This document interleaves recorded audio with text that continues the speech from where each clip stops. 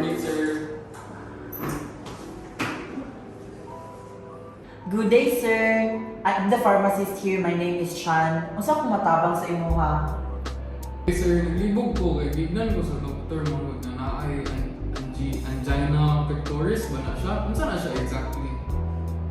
So, nakay sakit sa dunghan. Ang imong diagnosis kay angina pectoris, which means kulang ang dugo nga moabot sa imong kasing-kasing. Mao na ang sakit nga imong gibati. Mo ba? Uy, baka ko ani? Mabuhi, uy. Ang angina pectoris mahitabo kung ang mga ugat sa imong kasing-kasing gipugan o nablak. Mo nang imong gibati nga murag gipuga ang imong dughan. Nasugdan lang ya.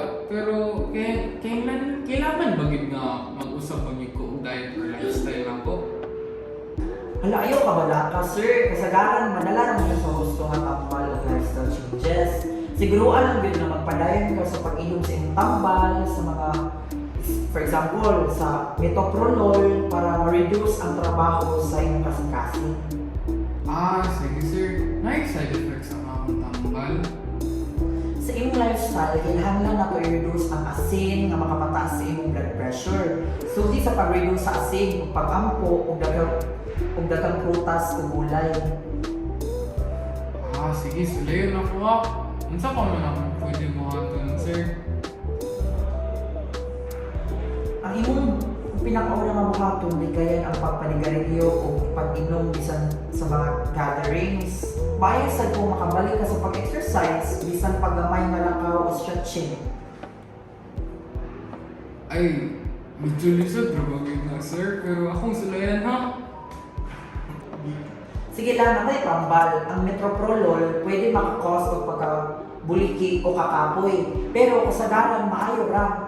Kung naakay na yung debate, kontak ang imong doktor, ha? Sige, noted, sir. Salamat kayo. Nasabtan ba ni mo tanan, sir? Naapa kay mga pangutana? Oo, nasabtan naman ako, sir. Basta masunod naman ko ba? Okay ra? Kung naapa kay pangutana, ayaw kayo pangutana. Importante nga klaro kasi yung kondisyon o pag-manage ini. Wala naman ko ilahin mga tanda, sir. Nasabtan, napag na ako kaya.